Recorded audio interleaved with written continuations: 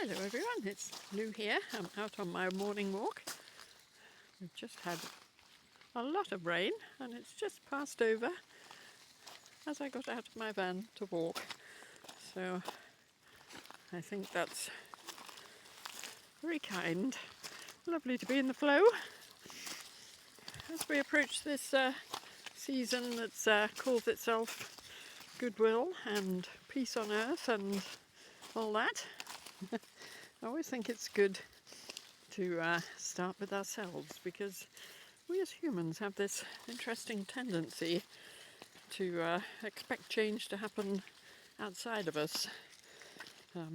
There's a poster I remember seeing when I started my counselling course where the top half of the poster was a classroom full of people with a teacher in front of them saying, "Who wants change in the world?" And everybody in the classroom had put their hands up.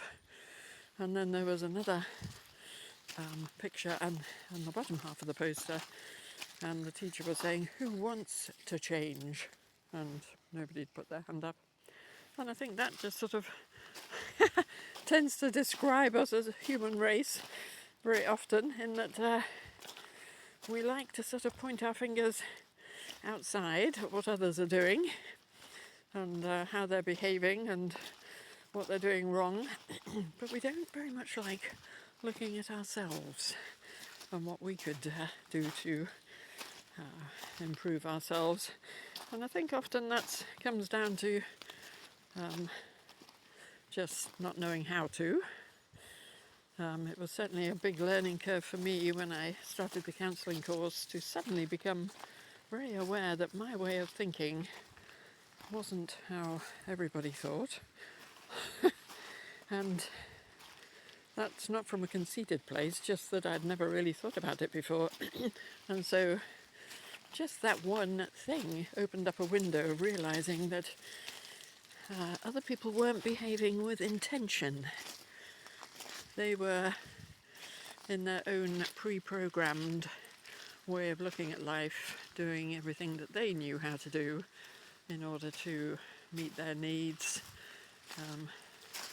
What they'd been shown as love, belonging, they were just on repeat, trying to do exactly the same thing again. I remember my ex-partner used to bring me flowers, as sort of very bright, artificial looking flowers, and I absolutely hated them because they were so, well, they were like plastic flowers, only they were real.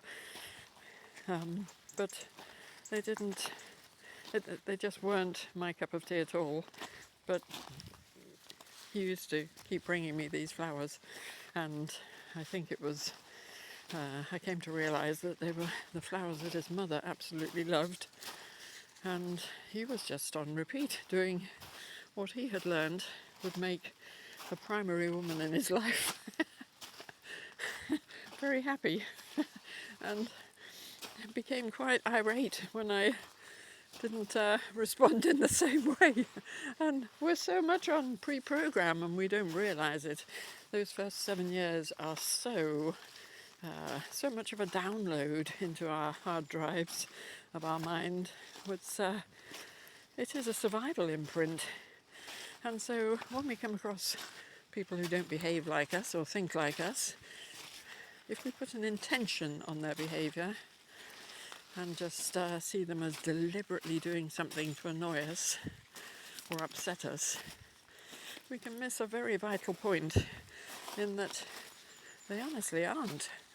They're not thinking like that at all. They're not reflecting in any way about their behaviour. They are just doing the best that they can through their particular blinkered lens.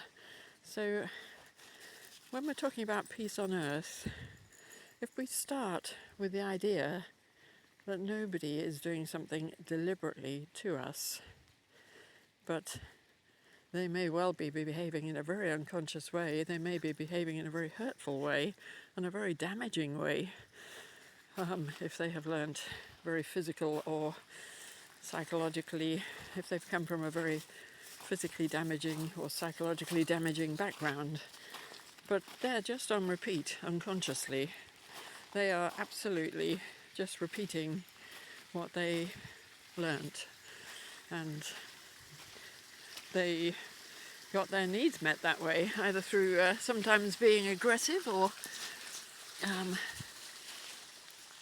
by trying to have power over other people and shut them up. It's what they learned how to do. So we might still need to move away from people like that, or challenge them, or find ways of stopping that form of power, such as we see in our leaders at the moment, but that's another topic. In the power over, rather than finding one's balance and internal power and coming from a calm, balanced place. But as we approach this season of supposed peace and goodwill and connection, families, community, being there for each other, we must start with ourselves and do some sort of reflection about our own behaviour, our own past, what influences we've been under, what results that we get which are sort of on repeat and are negative to us, they don't help us. If we don't start with ourselves, we cannot ever start pointing a finger outside ourselves and saying, they're not doing this, they're not creating peace, because we are they. We are the they. Every single one of us is the they that we're pointing a finger at. So we're coming into the season of peace and goodwill. The best thing we could possibly offer ourselves and each other is to see ourselves as the change that we want to see in the world, and do some self-reflection and some deep dive searching, and start with ourselves. So just leave you with that thought as we head towards Christmas. Being present for each other requires us to put aside our judgment, and we can't do that if we've been heavily programmed to think in a certain way, and we see it as a threat to put those thoughts down and see somebody else's opinion. We can only do that if we've got a degree of openness, and that can only come from when we've done our own inner work, self-searching, understanding the influences that we've been raised under. So peace, goodwill, presence, they start with us and end with us, and then spread outwards, not the other way around. You're going to be waiting a long time if you want to see the world change from the outside in.